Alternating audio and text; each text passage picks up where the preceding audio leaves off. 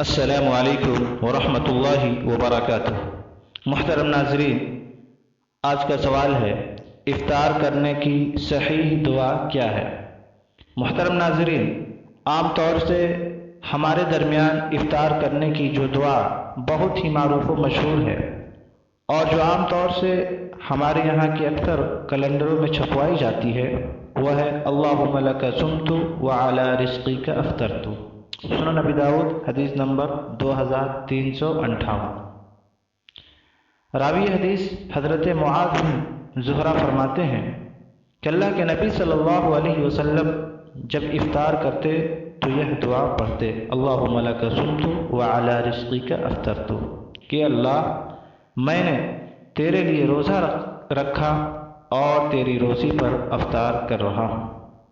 لیکن میرے محترم بھائیوں، یہ بات واضح رہے کہ یہ روایت سند کے اعتبار سے صحیح نہیں ہے بلکہ ضعیف ہے، جیسا کہ علامہ البانی رحمہ اللہ نے اس حدیث کی تحقیق کرتے وقت سنن نبی داؤد میں اس بات کو کہا ہے۔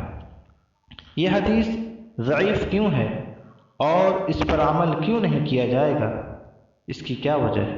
اس کی وجہ یہ ہے کہ اس کے سند میں ایک راوی ہیں معاذ بن زہرہ، جن پر اکثر محدثین کا اتفاق ہے کہ یہ تیسرے طبقات میں سے ہیں، یہ تابعی ہیں اور مرسل روایت بیان کرتے ہیں، اور جن لوگوں نے ان کو صحابی کہا ہے ان کو وہم ہو گیا ہے، ان سے غلطی ہو گئی ہے، یہ صحابی نہیں ہے، جیسا کہ حافظ ابن حجر رحمہ اللہ نے تقریب التہذیب کے اندر اس بات کو کہا ہے، مقبول ارسل حدیثا فوہم من ذکرہ فی الصحابہ، کہ مقبول ہیں، مرسل احادیث بیان کرتے ہیں اور جن لوگوں نے ان کو صحابہ میں ذکر کیا ہے ان سے وہم ہو گیا ہے۔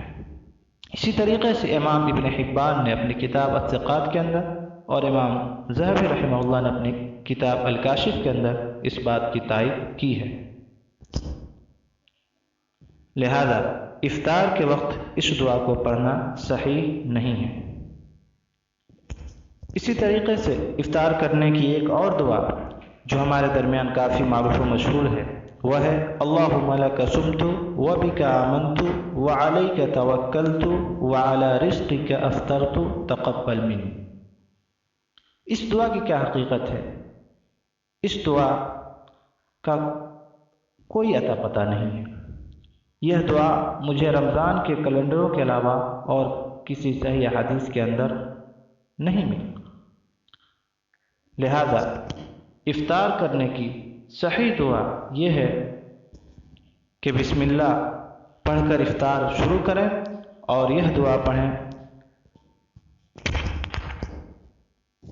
ذهب الظمأ وابتلت العروق وثبت الاجر انشاءاللہ، پیاس بجھ گئی، رگیں تر ہو گئی اور اجر و ثواب ثابت ہو گیا انشاءاللہ۔ سنن نبی داؤد حدیث نمبر 2357۔ سنن نبی داؤد کی یہ روایت صحیح ہے، لہذا صحیح احادیث کے ہوتے ہوئے اسے چھوڑ کر ہم ضعیف حدیث پر عمل کریں، یہ ہمارے لیے بے وقوفی اور جہالت کے علاوہ اور کیا ہو سکتا ہے؟ اللہ رب العالمین سے دعا ہے کہ اللہ العالمین تو ہمیں صحیح احادیث پر عمل کرنے اور ضعیف اور موضوع روایت پر عمل کرنے سے محفوظ رکھے، آمین۔